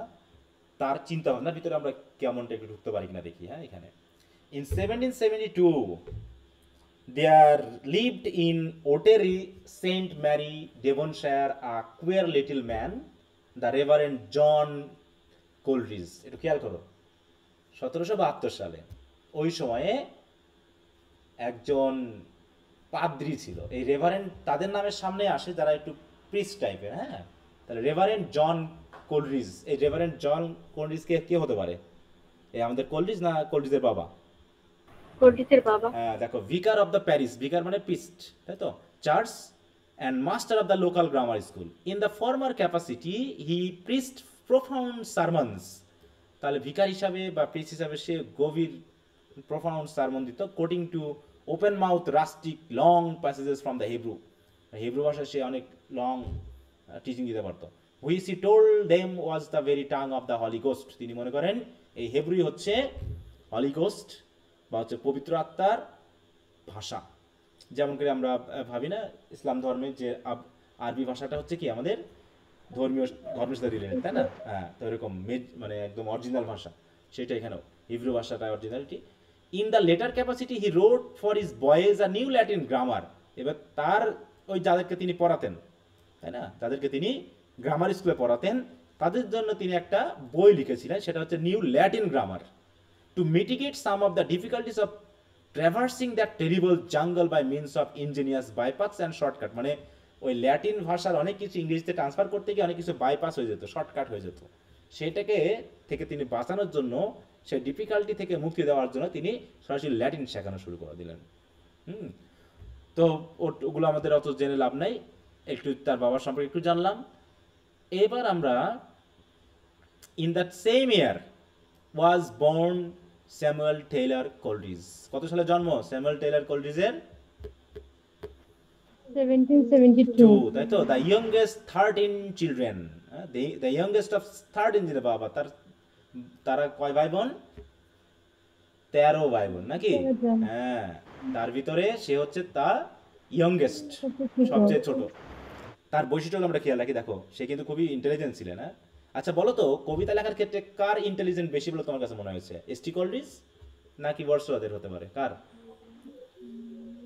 ওয়ার্ডসওয়ার্থ। ওয়ার্ডসওয়ার্থের? তাহলে আমার তো মনে হয় কোলরিজ। আমাদের একটু ডিবেট করা উচিত এই বিষয়ে, না? হ্যাঁ, আমার কাছে অবশ্য কোলরিজকে মনে হয়, কারণ আমার কাছে হ্যাঁ, ওয়ার্ডসওয়ার্থ যা দেখেছেন সেগুলোকে সেভাবে বর্ণনা করেছেন, আর ওয়ার্ডসওয়ার্থ যা না, তাই না, সেটাকে আমাদের কাছে বিশ্বাসযোগ্য করে তুলে ধরেছেন। হ্যাঁ, আমরা যখন পড়ছি তখন অবিশ্বাস্য মনে হচ্ছে না। এটাই কিন্তু একটা কঠিন কাজ। হ্যাঁ, ঝামেলাপূর্ণ কবিতা। হ্যাঁ, ঝামেলাপূর্ণ কবিতা, মানে আমরা পড়তে গিয়েই যা ফিল করছি, তাহলে লিখতে গিয়ে কি করেছে চিন্তা করে দেখো। হ্যাঁ, দাঁত ভেঙেছে। হি ওয়াজ অ্যান এক্সট্রাঅর্ডিনারি প্রিকশাস চাইল্ড। প্রিকশাস বুঝো? প্রিকশাস, ইচড়ে পাকা। হ্যাঁ, ইস্টে পাকা, অল্প বয়সেই বেশি পাকামো দেখানো। হ্যাঁ, প্রিকশাস, প্রিকশাস। হ্যাঁ, এই যে দেখো, having developed certain abilities or inclination at an early age than is usual or expected, মানে অল্প বয়সে, হ্যাঁ, যেটা আমরা ভাবি না যে এই বয়সে হতে পারে, এইরকম আর কি। প্রিকশাস স্যার, এটা ফ্রান্সিস বেকনকে বলা হতো। হ্যাঁ, who could read at 3 years of age, মানে 3 বছর বয়সে পড়তে পারতো। And who before he was 5 had read the Bible, 5 বছর হওয়ার আগেই সে বাইবেল পড়ে ফেলছে। And the Arabian Nights, Arabian Nights এ গল্প আছে, ইংলিশ সব পড়ে ফেলছে। And could remember an astonishing amount from both books, এবং এই বই থেকে সে খুব স্মরণ রাখতে পারতো।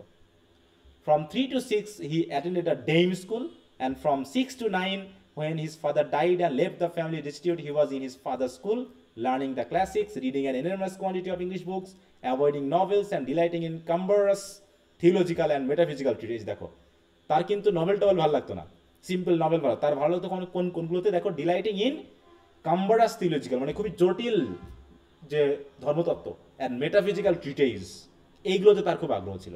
তার মানে সে জন্মগতভাবে এরকমই। তার এই জটিল বিষয় নিয়ে চিন্তা ভাবনা বেশি, সিম্পল বিষয় নিয়ে তার ভাবার টাইম নাই। He was sent to the charity school of Christ's Hospital, London, where he met Charles Lambs, who record his impression of the place. Charles Lambs আর একজন কবি এবং এসেইস্ট, হ্যাঁ, যার যিনি কি করেছেন, কোলরিজ সম্পর্কে তার লেখাতে তিনি দিয়ে গেছেন। ওকে, তার ব্যক্তিগত জীবনে আর অত বেশি আমার জানা দরকার নেই এখানে খুব একটা। এই যে বিষয়গুলো আমি মাঝে মাঝে যে বিষয়গুলো দেখাচ্ছি, এগুলো একটু খেয়াল রাখবা। হ্যাঁ, এই কথাগুলোই মেনলি আমাদের গুরুত্বপূর্ণ হিসেবে কাজে দিবে। বাকিগুলো তাদের আরও ডিপে আলোচনা করা হয়েছে, এগুলো আমাদের জন্য আপাতত দরকার নেই।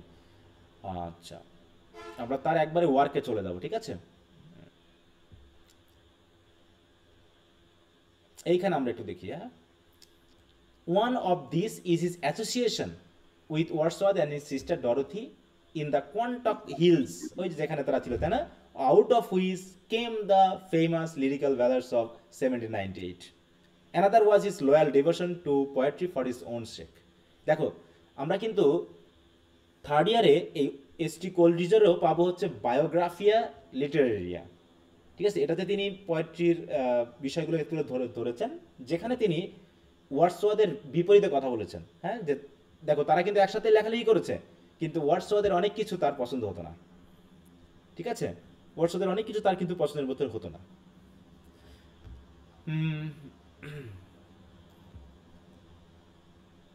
আচ্ছা, এগুলো আমরা আর না পড়ি।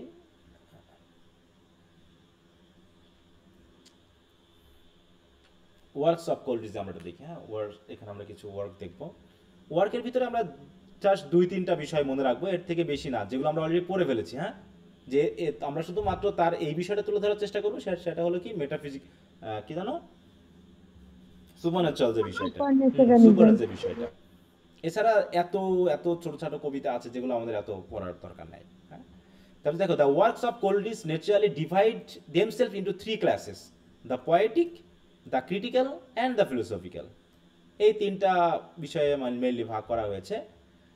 তবে হচ্ছে corresponding to the early, the middle and the later periods of career. তাহলে আর্লি পিরিয়ডে তিনি পোয়েটিক ক্যারিয়ার নিয়েছিলেন, তার মিডল পিরিয়ডে তিনি লিখেছেন ক্রিটিসিজম বা ক্রিটিক্যাল এই জাতীয় বই, আর একটা হচ্ছে লেটার পিরিয়ডে তিনি ফিলোসফিক্যাল রাইটিংগুলো লিখেছেন।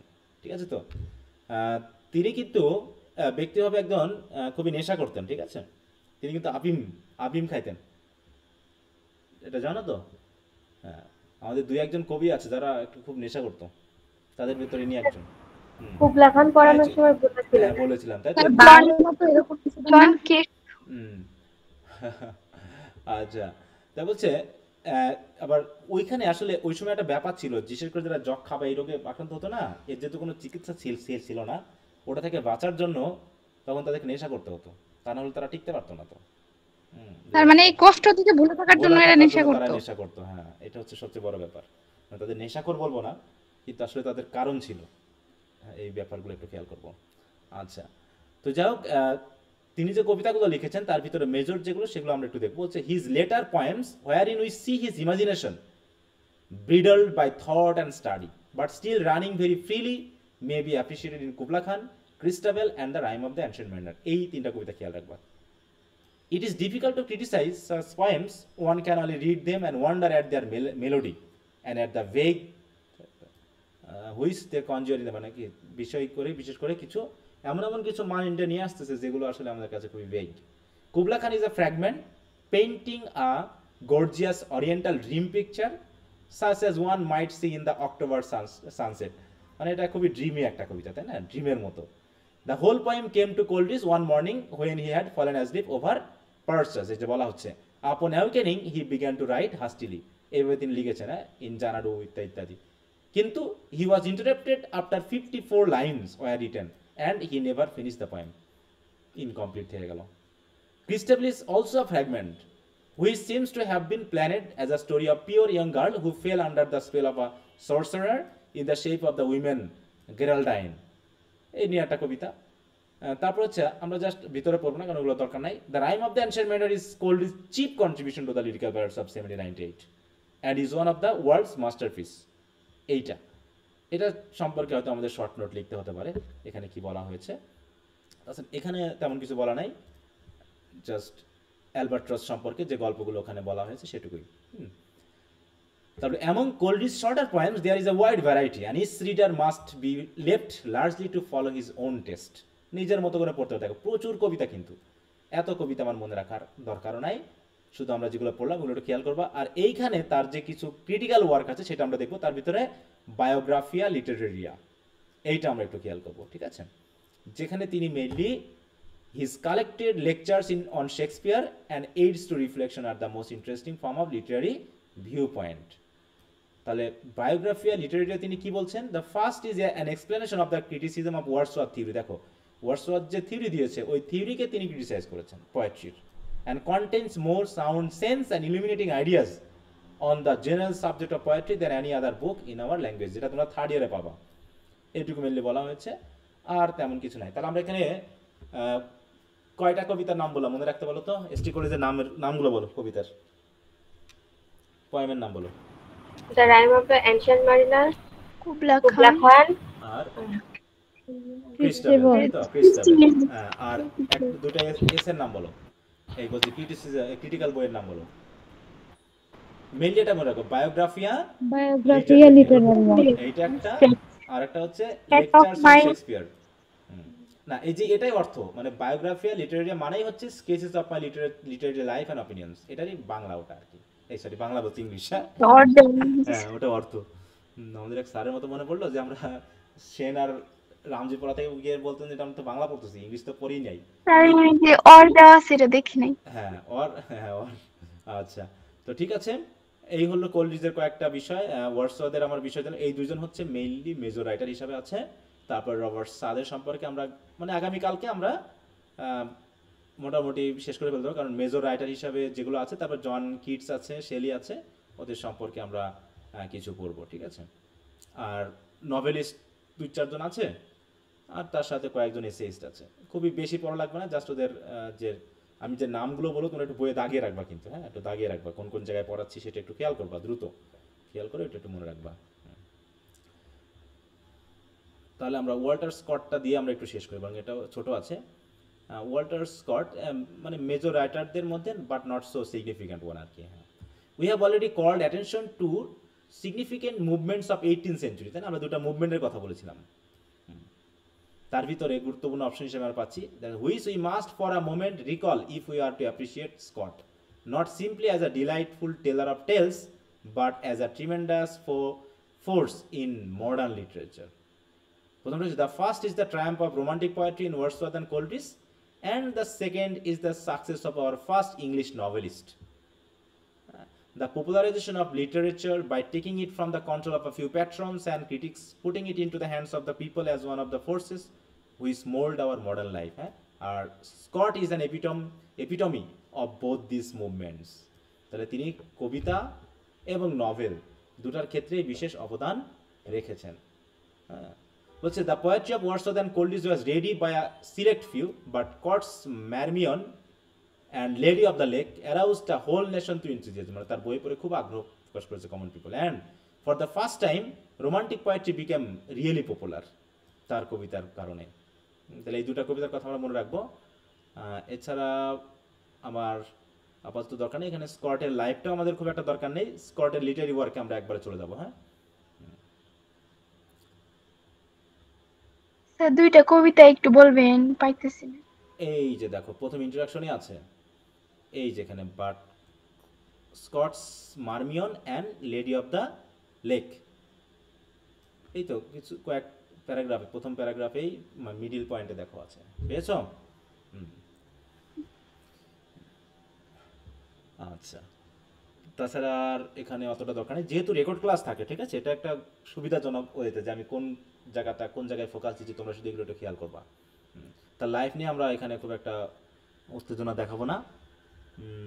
আমরা দেখো তার কিন্তু লিটারি ওয়ার্ককে আলাদা করে দেখানো নাই, কারণ খুব একটা বেশি নাই। হ্যাঁ, দেখো Scots literary work began with the translation from the, এখানে খুব একটা লিটারি ওয়ার্ক নিয়ে আমি পাচ্ছি না। অতএব এখানে জাস্ট তার সম্পর্কে ছোট্ট একটা, হয়তো যদি মেজর রাইটারের কথা বলি আমরা রোমান্টিক এজে, তাহলে তার কথা অল্প সময়ে কিছু অল্প কথায় আসবে। অতএব এখানে আমি এগুলো পড়ে আর সময় নষ্ট করছি না, বা এগুলো তোমাদের পড়ানো দরকার নেই। হ্যাঁ, ওই অন্যান্য কবিদের সাথে মিলিয়ে আলোচনা করা হয়েছে, এছাড়া তেমন কিছু না।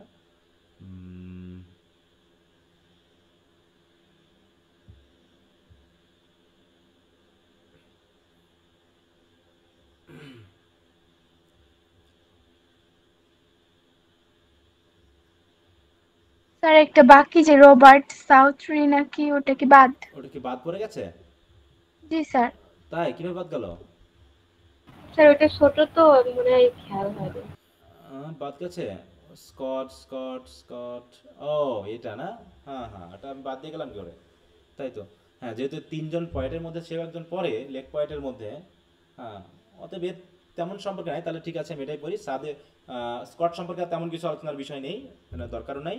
আমরা এখানে একটু দেখি, closely associated with Wordsworth and Coleridge is Robert Southey and the three on account of their residence. এটা ব্রিফ কোশ্চেনে আসে আর কি, লেক পয়েট কারা, এইটা মেনলি। তাছাড়া সাদের সম্পর্কে খুব একটা বেশি কিছু আসে না। Refer to contemptuously as the lake, এই যে lakers by the Scottish magazine reviewers, কারণ তারা ওই লেকের পাশে বসে, হ্যাঁ, লেক ডিস্ট্রিক্ট বলা হচ্ছে আরও। Southey holds his place in this group more by personal association than by his literary gifts. তাদের সাথে সম্পর্ক ছিল সাহিত্যিক চেয়ে বরং পার্সোনাল আর কি। হ্যাঁ, এই তো মোটামুটি তার সাহিত্যকর্মের মধ্যে এমন কিছু নেই যেটা আমরা মনে রাখার জন্য খুব একটু বেগ পেতে পারি। হ্যাঁ, এই যে তার সে তো পয়েট লরেট ছিল, তাই না? এবং তার মৃত্যুর পরেই মেনলি আমরা ওয়ার্ডসওয়ার্থকে হতে দেখলাম, তাই না, পয়েট লরেট। এই আচ্ছা, তাহলে মোটামুটি এইটুকু একটু মনে রেখো, তার যে লেক পয়েট হিসাবে তার নামের নাম আরেকবার বলেন। রবার্ট সাদে।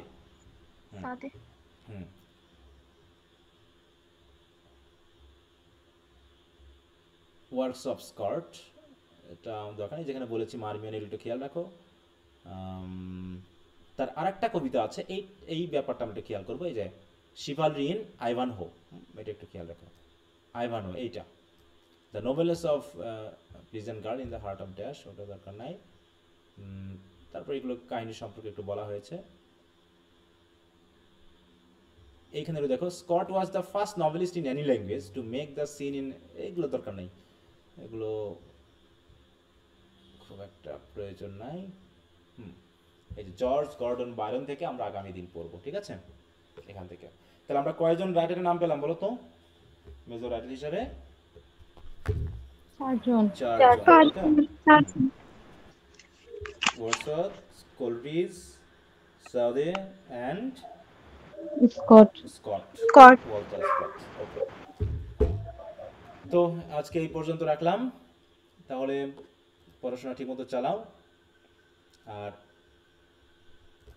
নিয়মিত ক্লাস করো। আবারও বলছি, যারা নিয়মিত ক্লাস করছো না বা কোনো রকমভাবে ফাঁকি দিয়ে যাচ্ছ, তাদের জন্য বিশেষ অনুরোধ যেন একটু ক্লাসগুলো করা হয়। হ্যাঁ, রেকর্ড ক্লাস করলে, আমি বলেছি রেকর্ড ক্লাস করে অন্তত ক্লাসের নাম্বারটা আমাকে দিয়ে দিতে হবে যে আমি এই ক্লাসটা দেখেছি। তোমরা এগুলো করছো না, অনেকে দেখছো কিনা জানি না, কারণ রেকর্ড ক্লাসগুলো যখন আমি আনলিস্টেড করে রাখি তার পরিমাণটা দেখলে বোঝা যায় যে কয়জন আসলে রেকর্ড ক্লাসও দেখছে। যে পরিমাণ তোমরা আছো সেই পরিমাণে কিন্তু ক্লাসে উপস্থিতি নাই। যেই রিমুভ করার একটা গতি দিব আবার অমনি যুক্ত হয়ে যাবে তোমরা। হ্যাঁ, তোমরা খুব ভালো, আমার নিজেকে একটু পাগল পাগল মনে হয়। হ্যাঁ, ওকে স্যার আমাদের হচ্ছে আর্টস এন্ড দ্য ম্যানের কি শুধু ব্রড কোশ্চেন এক্সাম নেবেন নাকি পুরোটাই? না, পুরোটা তিনটা আমি তো ওই জন্য তো বললাম যে 24 তারিখের মধ্যেই তোমরা ওদিকে একদম ব্রিফ, শর্ট এবং ব্রড সবগুলোর উপর প্রিপারেশন নিবা। আমি টোটাল একটা ব্রড, একটা শর্ট আর হচ্ছে 6টা ব্রিফ দিয়ে 20 মার্কের একটা টেস্ট নিব কিন্তু, ঠিক আছে? এভাবে করে আমরা একটা একটা করে শেষ করে যাবো। এরপরে আনসার দ্য ম্যানের পরে ওদিকে আমরা তো ইডি পাস করেছিলাম, তাই না? ইডি পাসের পরে আসলাম answer the man, Riders to the Sea ছিল। রাইডার্স টু দ্য সি ছিল, তারপরে আনসার। তাহলে একটা বাকি থাকলো হচ্ছে লায়ন এন্ড দ্য জুয়েল। ওটা আলোচনা, ওটাও হয়ে গেছে নোট, ওটা আমি দিয়ে দিব। ওটাও হইছে, একজন লাইক ইট বাকি আছে শুধু। হ্যাঁ, অ্যাজ ইউ লাইক ইট। না, লায়ন না, মানে আমি পড়া দেওয়া, আমি এখন পড়ানোর কথা বলছি না, আমি মানে তোমাদের কাছ থেকে পড়া নেওয়ার কথা বলছি, ঠিক আছে? মানে কোশ্চেন আনসার দেওয়া। হ্যাঁ, লায়ন এন্ড দ্য জুয়েল বাকি আছে, ওটা দিয়ে দিব। ওটাও রেডি হয়ে গেছে কোশ্চেন আনসার। এটার শেষে আমি 24 তারিখের পর থেকে আবার ওটা দেওয়া শুরু করব। মানে আমাদের এটা ব্রিফ আর শর্ট মনে দিয়েছে। হ্যাঁ, ওটাও দিয়েছি, আমি ব্রডটাও দিয়ে দিব, সমস্যা না। যাদের যেটা পড়া হয়ে যাবে তোমরা অগ্রিম পড়ে ফেলবে, আমি আগে থেকে দিয়ে ফেলবো, কারণ সময়ের আমরা চাচ্ছি যে আগামী মাসের মধ্যে মোটামুটি যাতে আমাদের কমপক্ষে তিনটা সাবজেক্টের একটা ব্যাপার ঘটে যায়। আর তোমরা কি রিডিং, অ্যাডভান্স রিডিং রাইটিং পড়ছো তো নাকি অবস্থা বলো? অ্যাডভান্স রিডিং রাইটিং এর ব্যাপারে কি একটু পড়ে নিও কিন্তু, আমি ওগুলো এক একটা অংশ দিব আর ওই হিসাবে টেস্ট নেবো কিন্তু। হ্যাঁ, যে এক সময় হয়তো বা দিলাম যে যেগুলো পার্ট সি এর জন্য আর কি, পার্ট সি এর জন্য হয়তো দেখা যাচ্ছে অ্যাম্পলিফিকেশন দিলাম এক সপ্তাহ, তারপর এরকমভাবে লেটার, তারপর হচ্ছে রিপোর্ট, যেগুলো আসে মোটামুটি সেই অনুসারে কিন্তু আমি ওগুলো দিব, তোমরা একটু রেডি করে ফেলো। হ্যাঁ, আচ্ছা, তো ঠিক আছে, সবাইকে ধন্যবাদ। তো আমি পড়া এখানে লিখে দিব, তোমরা একটু পড়বা, যেগুলো পড়লাম এগুলো একটু রিভাইজ দিবা, আর এই পড়া তো আছেই। হ্যাঁ, আচ্ছা, তো গুড নাইট, সবাই ভালো থাকো, বাই। আসসালামু আলাইকুম।